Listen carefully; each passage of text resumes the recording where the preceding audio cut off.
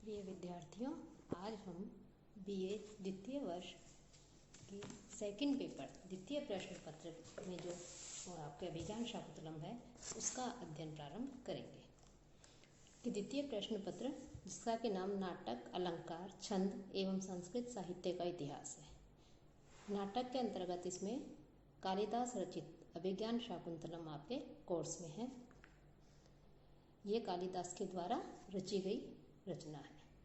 कि कालिदास जो है वो उन्होंने बहुत से ग्रंथों की रचना की है। उनमें अभिज्ञान शाकुंतलम भी एक प्रसिद्ध ग्रंथ है, नाटक है।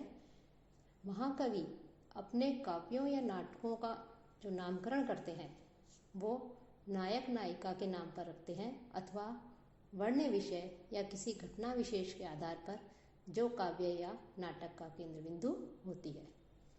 शाकुंतल में दुर्वासा मुनि के शाप से विस्मृत शकुंतला का स्मरण नायक दुष्यंत को मुद्रिका रूपी अभिज्ञान के द्वारा होता है। अतः इस नाटक का नाम अभिज्ञान शाकुंतल है। अभिज्ञायते अनेन इति अभिज्ञानम कि अभि उपसर्ग पूर्वक या धातु से करण अर्थ में करणाधिकरणयोश्च सूत्र से ल्युट प्रत्यय करने पर अभिज्ञानम शब्द बनता है। कि जिसके द्वारा पहचाना जाए उसे अभिज्ञान कहते हैं। कि शकुंतला अधिकृत्य कृतम नाटकम शाकुंतलम, यहाँ पर अधिकृत्य कृते ग्रंथे इस सूत्र से अण प्रत्यय हुआ है। अभिज्ञान प्रधानम शाकुंतलम अभिज्ञान शाकुंतलम, शकुंतला विषय के नाटक जिसमें अंगुलियक रूपी अभिज्ञान प्रधान है वह अभिज्ञान शाकुंतलम है। तो इस प्रकार से अभिज्ञान शाकुंतल जो है इसके विषय में जो नामकरण है इसको लेकर के चर्चा की गई है। अभिज्ञान शाकुंतल का कथानक महाभारत के शकुंतलोपाख्यान से लिया गया है। महाभारत के आदि पर्व के शकुंतलोपाख्यान में सर्ग 69 से 74 तक शकुंतला की कथा वर्णित है और इसमें 300 श्लोक हैं। महाकवि कालिदास ने महाभारत के शकुंतलोपाख्यान की कथा के आधार पर ही अभिज्ञान शाकुंतलम की रचना की। महाकवि ने अपनी नवोन्मेष शालिनी प्रतिभा के बल पर महाभारत की नीरस कथा को सजीव एवं सरस बना दिया। साथ ही महाकवि ने मूल कथा में कुछ परिवर्तन करके कथा वस्तु को रोचक, उपयोगी तथा उद्देश्य युक्त बना दिया। अपनी नाट्य प्रतिभा तथा अप्रतिम कल्पना के सहारे केवल 5वें अंक तक पहुंचने वाली महाभारत की नीरस एवं निर्जीव कथा को सरस एवं सजीव बनाकर महाकवि कालिदास ने 7वें अंक की सुखद मंजिल तक पहुंचा दिया है। तो इस प्रकार से अभिज्ञान शाकुंतल जो है ये महाकवि कालिदास द्वारा रचित है और इसमें 7 अंक हैं। साथ ही साथ इसमें बहुत से पात्र हैं। कुल मिलाकर के इसमें देखा जाए तो करीब 40 से 45 के बीच में इसमें पात्र हैं। इसके अतिरिक्त कुछ पात्र ऐसे भी हैं जो रंगमंच पर उपस्थित नहीं होते किंतु उनके संवाद हमें सुनाई देते हैं या उनका कार्य होते हुए हमें पता लगता है। वे पात्र हैं जैसे दुर्वासा ऋषि हैं, हंसपादिका, वैतालिक, मेनका, वसुमती, अमात्य आदि। साथ ही साथ जो मनुष्यतर पात्र हैं कि मनुष्यों के अलावा भी कुछ इसमें पात्र हैं जैसे मृग, भ्रमर, लता, वृक्ष, वन, देवता, कोकिल आदि। इनका भी जो है इनमें वर्ण ये इसके कालिदास द्वारा रचित जो नाटक है इसमें ये पात्र हैं। मुख्य रूप से इसमें पात्र हैं, इसका जो नायक है वो दुष्यंत है और नायिका शकुंतला है। इनके अतिरिक्त महर्षि कर्ण, गौतमी, विदूषक, शारंगरव, शारद्वत, अनसुईया, प्रियंवदा आदि जो हैं ये इसके और भी पात्र हैं। तो इस प्रकार से इसके अभिज्ञान शाकुंतलम जो नाटक है इसके नायक दुष्यंत हैं और नायिका जो है शकुंतला है और ये नाटक 7 अंकों में विभक्त है। कि अभिज्ञान शाकुंतलम इसका जो प्रथम अंक है इस अंक में बताया जाता है कि इसके जो प्रारंभ में जो प्रस्तावना है उस प्रस्तावना में सूत्रधार एवं नटी इनके वार्तालाप से यह विदित होता है कि कालिदास विरचित नवीन जो नाटक है शाकुंतल, उसको यहाँ रंगमंच पर खेला जाना है, प्रस्तुत किया जाना है। ग्रीष्म ऋतु का प्रारंभ है। सूत्रधार नटी आकर के जो है नाटक का प्रारंभ करते हैं। नाटक के प्रारंभ में दिखाया जाता है कि जो राजा दुष्यंत है वो अपने राज्य से शिकार खेलने के लिए वन में जाते हैं और वन में वह महर्षि कर्ण, जो कर्ण है, उनके आश्रम में प्रवेश करते हैं। महर्षि कर्ण के आश्रम में प्रवेश करने के पश्चात जो शकुंतला है उससे वो मिलते हैं। राजा अपना परिचय देते हैं और वो शकुंतला के ऊपर आसक्त हो जाते हैं। वार्तालाप करके उनकी सखियों के द्वारा उन्हें ये पता लगता है कि जो शकुंतला है यह विश्वामित्र और मेनका की पुत्री है, न कि महर्षि कर्ण की है। महर्षि कर्ण ने तो केवल इसका पालन पोषण ही किया है। तो दुष्यंत को जब निश्चय हो जाता है कि शकुंतला ब्राह्मण कन्या नहीं है और ब्राह्मण कन्या न होने के कारण उसके साथ विवाह किया जा सकता है, क्योंकि राजा दुष्यंत जो है वो क्षत्रिय थे।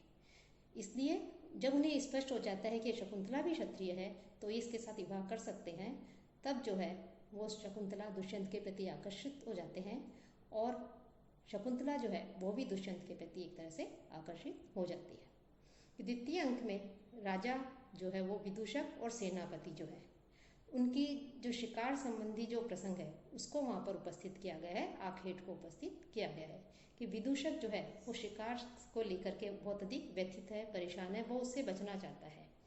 तो द्वितीय अंक में राजा दुष्यंत जो है वो विदूषक जो मांडव्य है उससे शकुंतला के विषय में बात करते हैं, उसके प्रति अपने अनन्य प्रेम को प्रकट करते हैं और विदूषक को सेना के सहित वापस राजधानी लौटा देते हैं और स्वयं वहीं रुक जाते हैं। तृतीय अंक में शकुंतला दुष्यंत के प्रति आसक्त है और इसी कारण वो अस्वस्थ भी है। शकुंतला और महर्षि जो कर्ण है वो शकुंतला के जो अशुभ ग्रह थे उनकी शांति के लिए सोमतीर्थ गए हुए थे, तो उनकी अनुपस्थिति में ही दुष्यंत और शकुंतला जो है वो गांधर्व विवाह कर लेते हैं। कि हमारे शास्त्रों में जो है 8 प्रकार के विवाह कहे गए हैं, उसमें गांधर्व विवाह को भी मान्यता दी गई है, जिसे कि प्रेम विवाह भी कह सकते हैं, तो वो गांधर्व विवाह कर लेते हैं।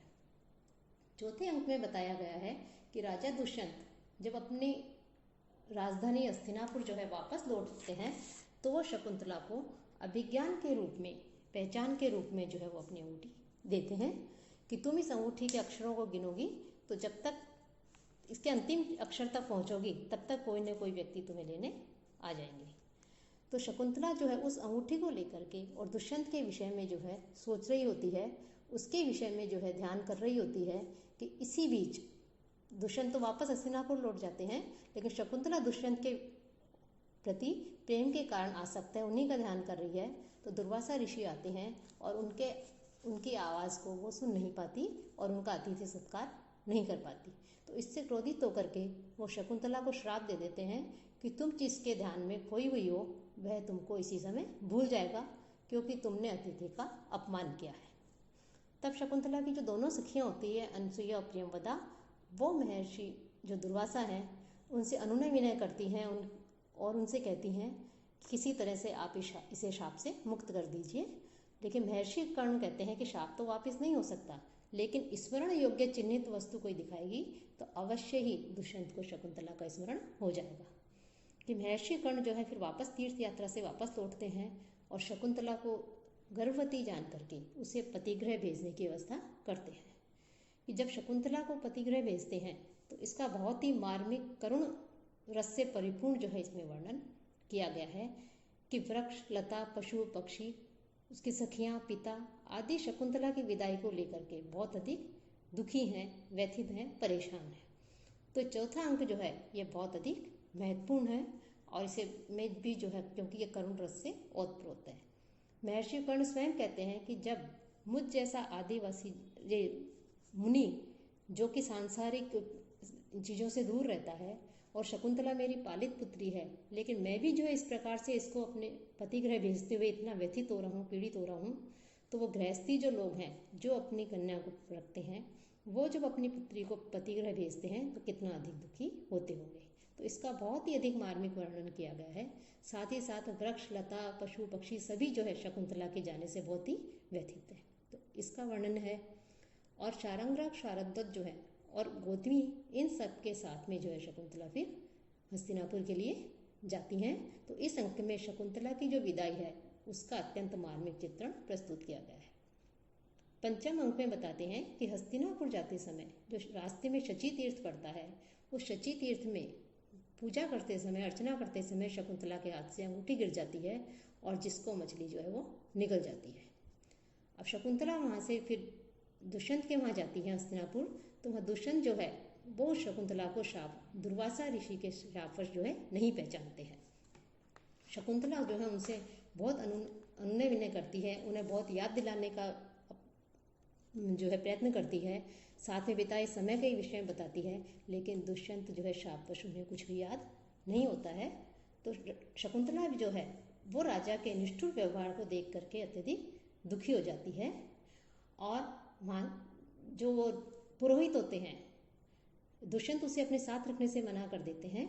तो राजा के जो पुरोहित हैं, दुष्यंत के जो पुरोहित हैं, वो उन्हें कहते हैं कि शकुंतला जो है प्रसव पर्यंत अपनी पुत्री के समान उसे अपने घर में आश्रय देंगे, क्योंकि सिद्ध पुरुषों के द्वारा भविष्यवाणी की थी कि यदि कि राजा दुष्यंत जो है उसके चक्रवर्ती गुणों से संपन्न पुत्र होगा।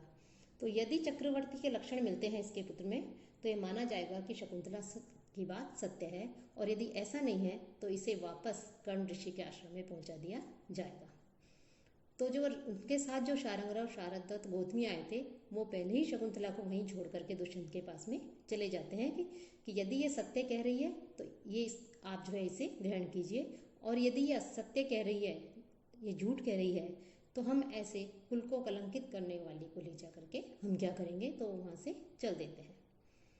तो शकुंतला को जो है पुरोहित जो है जब अपने साथ ले जा रहे होते हैं अपने साथ रखने के लिए पुत्री के समान, तभी जो है आकाश से एक तेज ज्योतिपुंज जाता है और वो शकुंतला को उठा करके वहाँ से अंतर्ध्यान हो जाता है। वो ज्योतिपुंज जो है वो एक तरह से अप्सरा थी, मेनका नाम की अप्सरा थी, जो वास्तव में जो है शकुंतला की माँ थी। वो आकाश से आती है और उसे उठा करके वहाँ ले जाती है। तो छठे अंक में शची तीर्थ में जो शकुंतला की अंगूठी गिर गई थी, वो उस गिरी हुई अंगूठी को एक मछली जो है निगल जाती है, और उस मछली को जब ला करके एक मछुआरा उसका पेट काटते हैं तो उसमें से वो अंगूठी निकलती है। उस अंगूठी को लेकर के वो बाजार में बेचने के लिए निकलते हैं। तो जो राजा के जो रक्षक होते हैं वो उसको देख कर लेते हैं और उसको पकड़ करके लेके आते हैं कि इसने राजा की अंगूठी चुराई है। राजा के पास जैसे ही इस अंगूठी को लाया जाता है, राजा को सब कुछ याद आ जाता है, वो अत्यधिक व्यथित हो जाता है, दुखी हो जाता है, पश्चाताप करने लग जाता है। तो राजा की विरह पीड़ा का जो है एक तरह से इसमें वर्णन किया गया है कि राजा का निश्चल प्रेम व उसकी विरह पीड़ा का इसमें वर्णन है। तभी इंद्र का जो सारथी है मातली वहाँ आकर के बताता है कि आपकी सहायता की आवश्यकता है, कि इंद्र ने संदेश भेजा है कि स्वर्ग में उत्पात मचाने वाले राक्षसों के संहार के लिए आप तैयार हो जाएं, अर्थात उनका संहार करने के लिए आप हमारे साथ चलिए। और सप्तम अंक में राजा दैत्यों का संहार करके इंद्र के कार्य को पूरा करते हैं। इंद्र के वहाँ उन्हें पूर्ण रूप से सम्मान मिलता है और वापस लौटते समय वो हेमकूट पर्वत पर आकर के वहाँ रुकते हैं, कि वहाँ पर जो ब्रह्मा के पौत्र कश्यप ऋषि हैं और उनकी धर्म पत्नी अदिति, उनके दर्शन करने के लिए वहाँ पर रुक जाते हैं। तब वहाँ देखते हैं कि उस आश्रम में जो है एक छोटा सा बच्चा जो है वो सिंह शावक के साथ में खेल रहा है, कि सिंह का छोटा सा बच्चा है उसके साथ में खेल रहा है, उसके मुख को पकड़ करके जबरदस्ती खोल रहा है और कह रहा है कि तुम जो है जम्भाई लो, मैं तुम्हारे दांत गिनूंगा। तो उसके इस पराक्रम को, उसकी इस वीरता को देख करके राजा आश्चर्यचकित हो जाते हैं कि कितना पराक्रमी, कितना वीर बालक है जो इस सिंह शावक से भयभीत नहीं हो रहा है। तो जब वो बालक जो है वो सिंह शावक के साथ में खेल रहा होता है, तभी उसके हाथ में एक अपराजित नाम की औषधि बंधी हुई रहती है, वो गिर जाती है। राजा उसे उठा लेता है। तो राजा जैसे ही उसे उठाता है कि तपस्विनियाँ वहाँ आती हैं और आश्चर्य में पड़ जाती है, क्योंकि वो जो औषधि बंधी हुई थी, उस औषधि को एक तरह से उसकी रक्षा करने वाली थी। और ये कहा गया था कि माता पिता तथा स्वयं के अलावा यदि कोई उस औषधि को उठा लेगा तो वह औषधि सर्प बनकर उसे डस लेगी, अर्थात उसकी मृत्यु हो जाएगी। लेकिन राजा जब उसको उठाता है तो उसके कुछ भी नहीं होता है। तो तपस्विनी आश्चर्यचकित हो जाती हैं और दौड़ करके शकुंतला के पास में जाती हैं और उसे सब कुछ बताती हैं। तब शकुंतला आश्रम से बाहर आती है। वो शकुंतला और दुष्यंत का पुत्र सर्वदमन होता है। तो वो दोनों बाहर आती हैं और वो दोनों का मिलन होता है कि योग बल से जो महर्षि कश्यप होते हैं वो भी शाप की बात को जान लेते हैं और उनको अवगत करा करके दुष्यंत और शकुंतला का मिलन करवाते हैं। अंत में मारीच पुत्र सहित दोनों को आशीर्वाद देते हैं और विदा हो वो वापस जो है हस्तिनापुर के लिए जो है फिर वो विदा हो जाते हैं। तो इस प्रकार से ये 7 अंकों का आपके नाटक है। ये कालिदास की एक अनुपम कृति है। इस नाटक का नाम अभिज्ञान शाकुंतलम इसीलिए रखा गया है कि पहचान का चिन्ह जब शकुंतला अंगूठी दिखाती है तब दुष्यंत को जो है शकुंतला की पहचान होती है। तो ये अभिज्ञान शाकुंतलम नाटक के 7 अंकों के विषय में हमने आपको संक्षेप में बताया। अब हम अगले व्याख्यान में प्रथम अंक से प्रारंभ करेंगे।